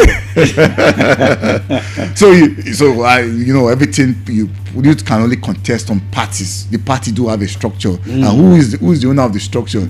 They are the old ones, right? So they're the only one that understand the game, right? So of course the youth would always want to they express their interest, but what they have done, you've seen them done, is that maybe in their cabinet they could just put. We want small youth. You ask for yourself. We have one. We have one youth. So that's what you've done, right? So it's not what we want, right? We want more. We want more. Femi, you're also a lawyer. Yes, I'm a lawyer. As a lawyer, do you also believe that the Constitution of Nigeria is where lies our problem? Yes. Because someone I had a guest here, and he told me that the Constitution is not the problem. That is the players. The players of the Constitution, the people who are supposed to uphold the Constitution, are the problems. And he gave reasons. So that's why I'm asking you as a lawyer. Do you think the Constitution is the problem? I would answer your question, and the question will be yes, the Constitution is part of the problem. Okay. But remember, we have a lot of legal documents, right? We have a lot of constitutional reference, a lot of legal instruments in Nigeria, and even some of which was ratified from abroad, from United Nations and all of that has been domesticated in Nigeria, right? So, but the question is, with several laws in Nigeria, is it really the problem, or the problem of enforcement, or the problem of respect of those laws that are in place, right? So, for instance, you can even have even the Child Rights Act, right? So, does that not mean that don't you see children on the streets of Mokola hawking and begging, right? You don't you also see out of school children? There are plenty everywhere. Yeah. So yes, we talked about the chapter 2 of the Constitution that talks about even the fundamental objective and directive principle of a state policy, and the Constitution also says that provision is unenforceable. You can't enforce those provisions, right? So you have it in the Constitution, but you can't take it to court. That is what it means, right? To enforce the right. Yeah. For instance, you find a child who is dropped out from school. You can't say you want to take the government to court for not letting that child be in school. Be in school, right? So these are things that are in the Constitution but are not enforceable. Why are they not enforceable? That is a game. So I tell you that the problem about Nigeria is not lack of laws or lack of legal instruments that you could reference to. It's the attitude again. It's the leaders again. So you remember the day, of course I was not in the days of Howell, but we've read about him, right? Definitely. Yes, but without even those kind of laws in place, he knows what the right leader with the right reasons or right interest would do make a total turnaround. So it's not about whether we need more laws coming into place. So even if we have new constitution, yes, if the mindset is not changed. Okay, we talked about transmission of electoral results, right? Definitely. Yes. Yeah. In the Electoral Act. What happened? Did they not boycott it? They said they have issue. They had issue. So Nigeria will always have its own way to destabilize systems. That's why if somebody was saying that he would take all these politicians, you take them to the UK or to the US to be the president or to take in charge of governance, they will collapse the system. So so that means the humans are the problem. They are the problem. The humans are the humans make up the system. So when you talk about this place is not well coordinated, it's the people in there, right? And the sad thing is that those who loot the system, they try to make investment abroad. Even for the system that is even better, they try to take their money and they take it out. So again, to the question, the constitution, yes, is part of the problem, okay, but it's not the only problem, right? So we have even internally displaced persons, right? Yeah. So most of them are not even able to eke a living. They can't feed. They're in abject poverty, absolute poverty. They can't take care of themselves. The government that could not even do their primary responsibility of protecting lives and property, as a result of their action, made these people displaced, and still they are suffering them in the IDP camp. Yeah, they're suffering them in the IDP camp. So it's the wickedness of the politicians. So you find even the IDPs across Nigeria. Go on the street of Bodija, you find them there. There are many internally displaced. It's not their own will for them to be displaced. You displace them. Some of them are able to get a good place to stay, no access to shelter, food is lacking, the lack of medicine and all of that. This is a systemic problem, and it takes a leader who is ready, and it comes from the top anyway. It comes from the top, and it has to put itself directly for us to be able to have the right change. So, we ever have the right change in this country? That has been the question, because Nigerians it feels like we move in circles. The same thing keeps happening every day. They say we talk too much here, but we are not doing the talking. I mean, they say we do not belong to this universe. We're supposed to be a different place. Yeah, so we could have this, but we have to demand for this kind of change. The youth have to be more demanding. Because the thing is that you look at the leaders, the politicians we're talking about. They are not even up to half of the youth. They are not even up to. They say people making decisions in Nigeria are not even up to 20. They are not up to. Yeah, so you now need to consciously awake the youth, right? So, and the youth must not sleep. Yes, they must continue to demand for better governance from the government. And remember, 2027 is coming, and I believe that every youth or everyone should be politically conscious, especially the market women and even the women and the girls, right? They must also be left out in this whole thing. So you must continue to even reawake. And again, those youths also have mothers, and we must also continue to remind them that speak to your mother and don't collect handouts from the politician. Don't collect rapper. Don't collect rapper. One Congo of rice. One Congo. At the end of it, you're going to see the same problem that we are currently facing now in Nigeria now. The same kind of suffering, hardship, and lack of access to everything, every basic things of life, right? And it's not a rocket science to fix Nigeria. If they really want to fix it, it's not a rocket science. Look at the issue of the power supply we've been facing right from when As if we can't even solve it. We're very little. We're shouting up NEPA. Even the children nowadays are also shouting up NEPA. Yeah, but why have the politicians not been able to fix it? Do you know that I was somewhere and was in Rwanda at some point in Kigali, and while I was there, I think there was a breach in the connection, and I was trying to tell them that there was a issue with the power supply. Like, did they just interrupt it? And they could not really understand what I was saying. And this is a country that just came out from a civil war. Genocide, right? Now experiencing constant power supply. So our politicians make it so difficult, so unimaginable to believe that cannot be giant of Africa would continue to experience power outage in the 21st century, where our mates, where our contemporaries, like even South Africa, should not even be our contemporary, right? Because we passed them. Yes, we have done South Africa. Yeah, because I remember we Nigeria gave some of their citizens scholarships. We had to fight what in the apartheid. During the Rhodesia period, right? We did that. We so why is it that Nigeria, it's supposed to be, should be the giant of Africa, is now like how do you know? When you're having conversation with Femi, you will never know time is going. The phone has been beeping, but I didn't want to stop you because I wanted to land. But let's see. Okay, 0702-520-1007 and 0705-507-1007. Our discussion is centering on the youth today. How can the youth be agent of change, especially in this part of Nigeria? Okay, let's look through some messages right now. These messages are coming for you, Femi. Okay. This one says, wow, your guest is sharp. It says, he's giving it just the way you are, giving it to him. God bless your guest. Okay. It says, he said I should ask you, you talked about how you should grab it, take it from these old politicians. But look at how much they charge for nomination fees and how to contest election in Nigeria. How can a youth, have such money? He's asking a question, but let me take this call first. Let's take this call. You just hold on to that question. Hello, good morning. Hello, good morning. Are you there? Hello, are you there for us? Good morning.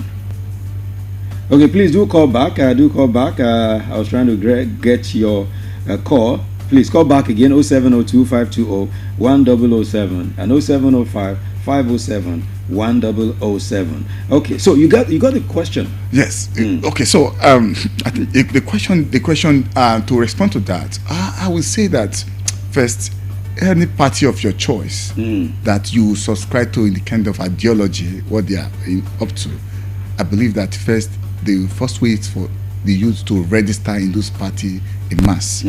Yes, register there. Okay. Yes, that's the first way to go. So because how to even take the access to the structure to be part of a system is for you to be part of those parties. So because the parties must have nomination, they must have everything. Okay. So the youth must now be able to make those change. You must first be part of the party, political party. You must be part of that political party. So it's not a period to become a apartheid. Like you don't want to apart politically. Yeah. Yes, you have to be part of the political system. Okay. Yes, you have a call. Yes. So you must be part of the political system, the political party, register and become. Don't make yourself to be used by anybody. Yes, because anything anyone gives to you now, any politician, I would even say that this is the period you should be rejecting things from them, right? Okay. So if you have a call, you can tell. All right. Hello, good morning. Good morning, Honorable. Honorable Bosse, good morning to you. Welcome. If I get the analyst in the studio, more inspirational. In fact, I really appreciate what you have just done this morning, sir. It's really good to have guests like this sometimes. They really sharpen our reasoning. They've been helping. We've been hearing them speak in some stations, and having someone like this in Melody is also good. You have more of him. Those are his life travels up and down. Thank you so much, Auntie Bosse. You have a question for me? My contribution is that, just like he has said, that we youth need to really engage more in politics, especially the Nigerian politics of today. We really need to, because we can't continue to watch things go the way they are going currently in the nation. Things are going from bad to worse under the leadership of our old folks. But we really need a change. If youth, because when they were youth, we felt their impact. Now they are aged and we are not really feeling their impact. So if we have youth in power, they'll be able to respect projects that have been approved, and aside from projects that are approved, they will also be able to reason further on how to do things in order to make Nigerians enjoy education, health, and every other thing that they really need to work on. See power issue that we have always clamored. We just keep talking. At the end of the day, we will still have no result or any positive effect from their hands. And it's not supposed to be. So they should not keep watching us, but whatever they want to do in their own favor with immediate effect has been done. It's not supposed to be now. And so imagine now, see what just happened recently, this Baba Buhari that just died abroad. If when he was in power, our national hospitals were being fixed, I'm sure he wouldn't have gone to seek for medical attention abroad there. So him going there to Nigerians is shameful. If they don't know, our leaders that are currently in power should please take it up upon themselves. It is shameful for Nigeria not to have any reliable hospital, and we keep producing medical practitioners, experts here, and they go abroad and have been exploited there. So it's not supposed to be done. Thank you, sir. Thank you, Honorable Boss. I appreciate you. Thank you so much. I mean, you heard what she said. Yeah, I think she's very right. She's very correct. It's another call. Good morning. Welcome. Yeah, good morning. Good morning to you. Thank you. Your name and location. Your name? My only opinion is that I didn't get your name. You to work, don't depend on the government for any other stuff.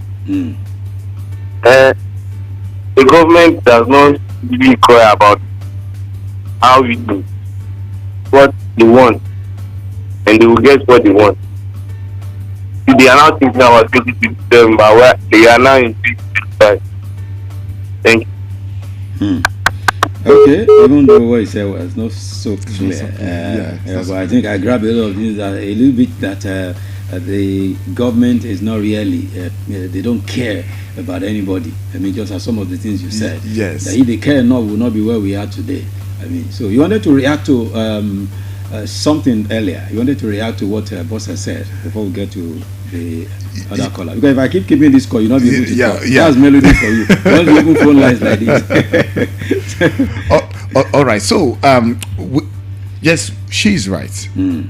And you see, again, I fear that the politicians, the leaders, they are trying to provoke the youths, and they are doing this deliberately, and they are making provoke the youth. Yes, they are provoking it. They are provoking us, and it's not something that's really good, right?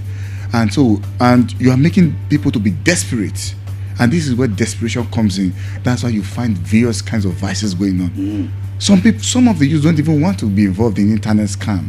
Some of them are involved in prostitution, involved in various kinds of things. It's as a result of desperation, right? And that's why they are involved in this kind of a thing. And you see, even those people that are even running out of the country, jackpot, doing all sorts of menial jobs, dirty jobs, just to eke a living.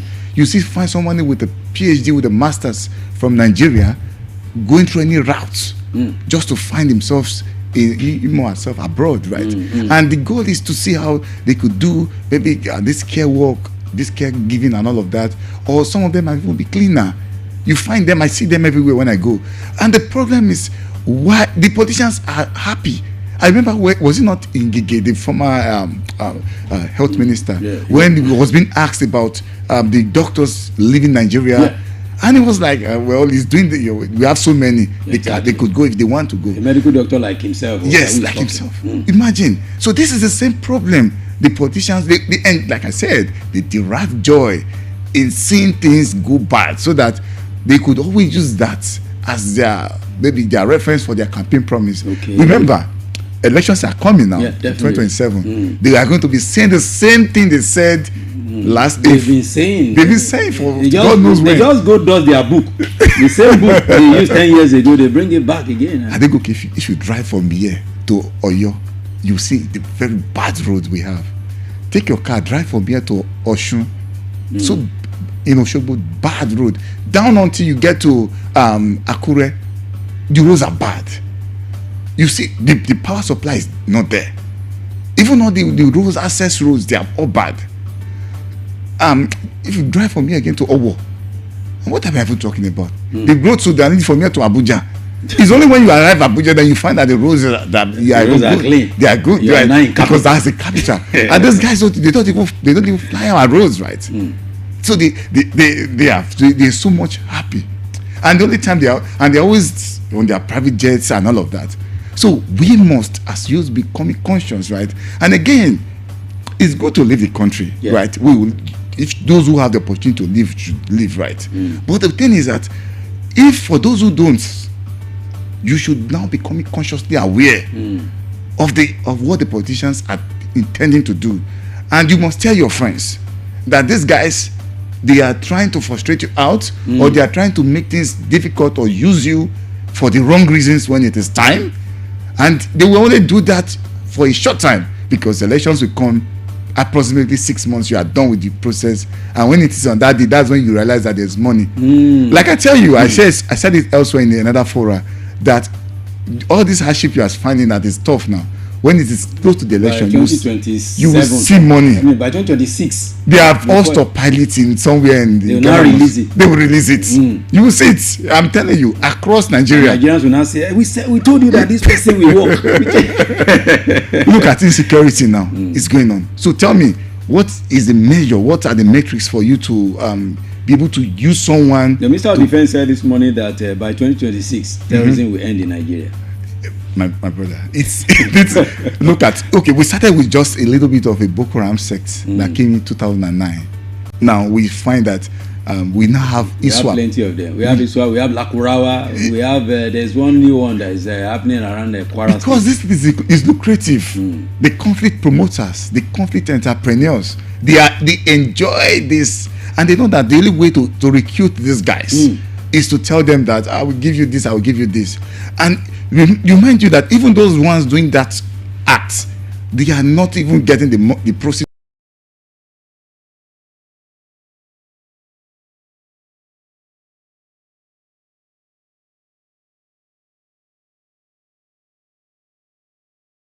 Look at, even go down to the southeast, you find the IPOB and all of that. It was in 2016. I was in Enugu, somewhere in Nimbo. I was even in the local communities, moving across even the interiors of the villages. It was very safe. Of course, I stayed 15 years there. Yeah, but now you can't even dare to drive. The NBA conference is coming in Enugu. I can't even go on the road again because it's very dangerous, right? So this is something that the politicians have done. The leaders, they know themselves. Some of them are even listening to us. Yeah, of course they are. They always listen to us. And we must call them out and tell them that in any way you find yourself and you deliberately put our youths because you are doing the youth, right? Because this is not the way the system is elsewhere. Because these guys go abroad, they go out. Definitely. They go out. Definitely. And when they go, they humble themselves. They humble themselves. You see them even on arriving the airport. They humble themselves and they try to comply. But when it is in Nigeria, they carry their own bags. They carry their own bags. Yeah, if someone is carrying phone 1, another person carrying phone 2, carry bag, carry briefcase. And I don't respect these guys. I don't respect them. I don't respect them when I see them, because if you destroy your system and you now run to a system, yes. We will definitely this conversation. We can't end it on just one. We'll continue to have this conversation because the calls are coming in. I'm just I don't want to stop you. You know, Melody wants to open phone lines here. I mean, it's crazy. And this one says I don't mean wow. That's how the person puts it. Say wow. This your guest is sound. I think we need more of these kind of people on our radio stations everywhere to make the youth know what they stand for. Now, my question for your guest is, how can a youth who is a president's son that is also part of the people making the youth to be like they don't know what you are doing? How can we, where do we turn to such person quickly before we start rolling out? Okay, so again, what do you expect? What do you expect? The apple doesn't fall far from the tree. That question, I think, don't worry, I will not. Well, there's a reason for it. But okay. Yeah, but the thing is that because the youth. Why I say there's a reason for it is the youth has to support his father. Yeah. No, the thing is, politicians now these days are trying to recruit their sons, their godsons, to carry up their bad legacy. They are doing this. Just take a look at most of them. You have them in your states, even in Abuja. They are all planning. They are breeding their youths. They are breeding this set of young ones who they believe they have imbibed that bad legacy. If there's a call, you take it. If there's they've breeding this set of youth to carry on in their bad legacies. So again, because most of it is due to the kinds of orientation they've had already. Anyway, but this is a system we find ourselves is bad, and we must continue to speak against these kinds of bad behaviors from our youth, Okay, from our leaders. that message came from a blessing from Oluguero, and this one from Adelu from Ojo says, please help me greet your guest. He's doing well this morning. It says, this one bothers me a lot. We talked about politician every time. What about the church leaders, the religious leaders? Are they not worse than the politician? He's asking the question here. It's not only the church leaders, it's the religious leaders generally. Both the imams, both the Muslims, and so are they not worse than the politician? Yeah, they are, because most of these guys are the ones that offer prayers for the politicians, and they are even part of the, because everywhere now you find now in Nigeria is church, and churches everywhere in Nigeria, and development you are not seeing, right? And you see again, I was on a Sunday morning, I was in London trying to attend the church service, and I realized that in the traditional Church of England, you could find youths canting in the church. You can't even find them because these guys are working. No, but you've made everything, the common simple issues that could be fixed by the government, you put it in the hand of the church, the religious leader. Pray. Yes, and because the religious leaders also gets donation, they get private support, they come for private consultation, and they get money from these politicians, and for that they could not speak. They will not be able to speak through to power again, right? So the simplest things that could be fixed by good governance has been eroded, and the consciousness of the even the religious leaders have been sold out. Wow. And then when it's 2027 now, you will see the politicians parade in these churches across, and they will come for their services, and they will say and they will still give their allegiance, their support to this to the politicians. And you see, again, we must continue to call out those our religious leaders. So as we call out politicians, call out religious leaders, because religious leaders have the role to play. And for those religious leaders who continue to make Nigeria the way it is now, because they get a lot of money. Look at them; they drive big jeeps and all of that. They have jets. Yeah, some of them have private security guiding them, right? And they give you anointing. They give you anointing oil, right? So we must call these religious leaders out, and we must not take them for their word. Yeah, if you say I should use anointing oil and handkerchief, you to use it. Use it. Don't use bodyguards. Yeah, don't use it. So definitely we can go on. I mean, I said we're going to spend just a few, but we've gone so long on the show this morning. We'll definitely. The last question I will ask you is when, because someone said I should ask you here. I think Adetone says, when will your guest come again? Yeah, it's when you invite me. We'll have more of him. Yeah, we'll have more of Olufemi. I mean, Adeniton. I mean, it's been a great one this morning. Yeah. Thank you so much, Adebayo Timila in Timoni. Thank you on Facebook. Adeyemi, Adetone, of course, Adepeju. That's Triple A says good morning as well. They are all giving you kudos right here on the platform. Okay, so we'll definitely we'll come back. I'll bring back my guest. We'll definitely have time to talk about more of these things. You know, remember I said this some time ago that on the show every Thursday I want to design the Thursday's edition of Melody Sunrise People's Assembly to bring people who will speak to our consciousness, to bring people that will be speaking about our Nigeria, our country. Because Nigeria must be better. We cannot continue to be this way every time. We complain too much every time. Complain. Why can't we just enjoy the land that God has given us? There's no country that is more blessed than Nigeria in the entire world. Am I right? That's correct. Very correct. Endowed with natural resources, everything. I'm telling you. So thank you so much, Olufemi Adeniton. I mean, a lawyer. Maybe the other time I will bring him now. We'll now talk constitutional matters since he's a lawyer. Yes.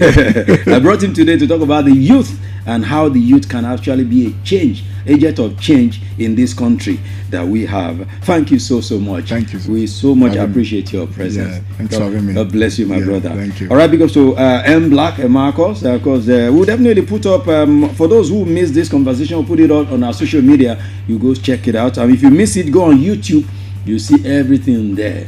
You can see how we had the discussion this morning. Let me have this breather. Let me allow my guests to just swallow some saliva. Then I'll come back and wrap up the conversation this morning. All right?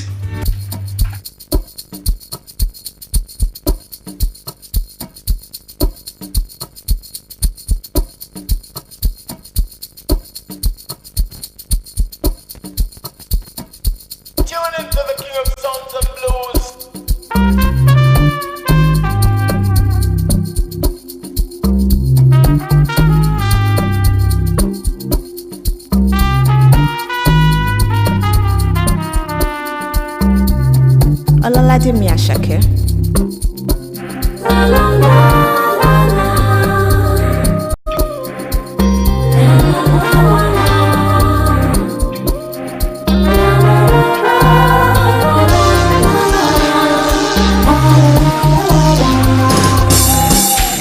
Áńgẹ́lì kan máa lé mi, obìnrin tó bá fẹ́ rú mi consider lucky. My baby, let's keep on jamming. This fire cannot cool down. If you dare me to snore me. Body shallow, my baby. I don't want that only go. Ya Rabbi, Ilahi ọba tó dá mi, ó dá mi tán, orí big money. My type. Confess I brother my wine.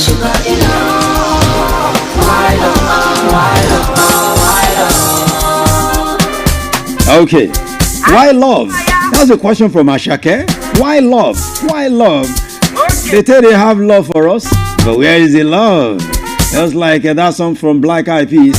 Where is the love? We hardly see the love. Hope we see the love one day.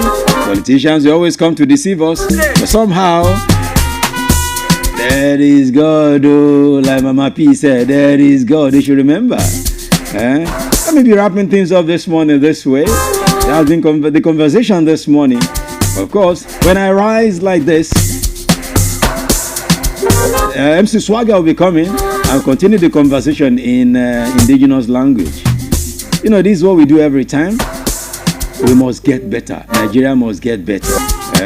In all of these that we do, whatever we do, we must make sure Nigeria is better. Okay, I've said my own today. My guest has said his own. Everyone that talks for Nigeria to be better, posterity will judge us. And for those who are making Nigeria to look the way Nigeria is, posterity will also judge you. Let me be going this morning. Let me leave in the hands of Adenike Adesoye and MC Swagger. And of course, big ups to Daniel Adeyemi, the sports here, Marcus M. Black, as well as other guys making things happen. On the engineering unit area, Ade Toro Oyewole. I appreciate all of these guys this morning. My name is Pretty. You call me the finest, the nature's finest. Because I'll be back later at 6 p.m. for the cruise where anything can happen. You know how it is? We'll have to give out some giveaways as well. Yeah, the giveaways are improving. People are showing more love interest in helping us to show love to people to giveaways on the show. So keep listening. We have more on for you. Thank you so much. The finance is bowing out right now. I'll be with you on the next one. God bless you. Keep your head up. I'm out of here.